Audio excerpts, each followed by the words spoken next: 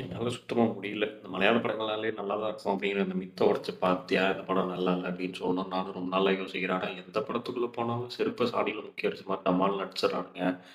இந்த படம் சான்ஸே இல்ல. ஒரு மாரி மிஸ்ட்ரி த்ரில்லர் சீரியஸ் அந்த படம்லாம் வரும்ல, அந்த அந்த லைன்லேருந்து கொஞ்சம் டிஃப்ரெண்ட்டா எடுத்திருக்காங்க.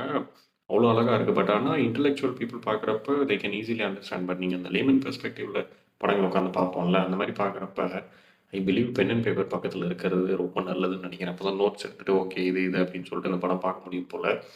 லீவ் கிளைமேக்ஸ் ஐயோ ஆளை பார்த்தா டம்மி பீஸா இருக்க, பயங்கரமான ஆளா இருக்கேடா. அப்படி எடுத்து வச்சிருந்தாங்க கிளைமேக்ஸு.